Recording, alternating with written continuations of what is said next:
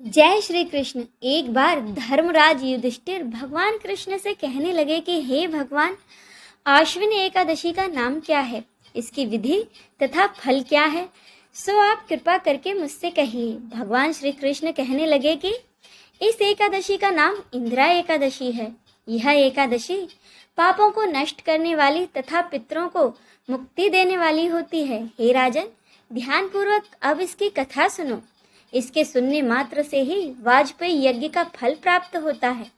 प्राचीन काल में सतयुग के समय महेशमती नाम की एक नगरी में इंद्रसेन नाम का एक प्रतापी राजा धर्मपूर्वक अपनी प्रजा का पालन करते हुए शासन करता था। वह राजा पुत्र पौत्र और धन आदि से संपन्न और भगवान विष्णु का परम भक्त था। एक दिन जब राजा सुखपूर्वक अपनी सभा में बैठा था तो आकाश मार्ग से देव ऋषि नारद उतरकर उसकी सभा में आए। राजा उन्हें देखते ही दोनों हाथ जोड़कर खड़ा हो गया और विधि पूर्वक उन्हें आसन पर बिठाकर उनका पूजन किया।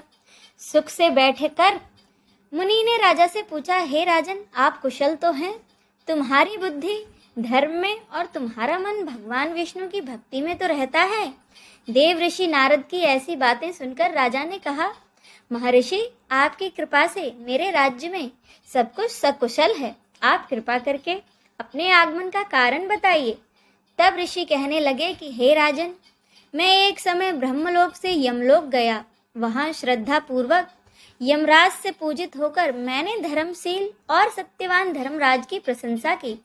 उसी यमराज की सभा में महान ज्ञानी और धर्मात्मा तुम्हारे पिता को एकादशी का व्रत भंग होने के कारण मैंने देखा। उन्होंने संदेशा दिया है, सो मैं तुम्हें कहता हूँ। उन्होंने कहा है कि पूर्व जन्म में कोई विघ्न हो जाने के कारण मैं यमराज के निकट रह रहा हूँ। सो हे पुत्र, यदि तुम आश्विन कृष्ण इंदिरा एकादशी व्रत मेरे निमित्त करो तो मुझे स्वर्ग की प्राप्ति हो सकती है। इतना सुनकर राजा कहने लगा कि हे महर्षि, आप इस व्रत की विधि मुझसे कहिए। नारद जी कहने लगे, आश्विन माह की कृष्ण पक्ष की दशमी के दिन प्रातःकाल श्रद्धा पूर्वक स्नान आदि से निवृत्त होकर पुनः एक बार दोपहर में किसी पवित्र नदी में जाकर स्नान करें। फिर श्रद्धा पूर्वक पितरों का श्राद्ध करें और एक बार भोजन करें। अगले दिन प्रातःकाल होने पर एकादशी के दिन स्नान आदि से निवृत्त हो व्रत का संकल्प लें और भक्ति भाव से प्रतिज्ञा करें कि मैं आज संपूर्ण भोगों का त्याग कर निराहार एकादशी का व्रत करूंगा।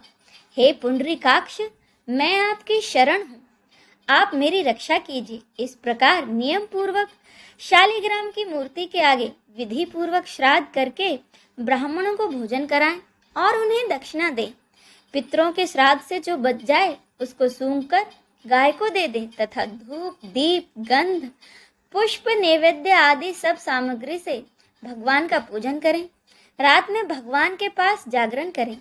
इसके बाद द्वादशी के दिन प्रातःकाल होने पर भगवान का पूजन करके ब्राह्मणों को भोजन कराएं। उसके बाद अपने बंधु बांधवों के साथ स्वयं भी भोजन करें। नारद जी कहने लगे कि हे राजन, इस विधि से यदि तुम एकादशी का व्रत करोगे तो तुम्हारे पिता अवश्य स्वर्गलोक को जाएंगे।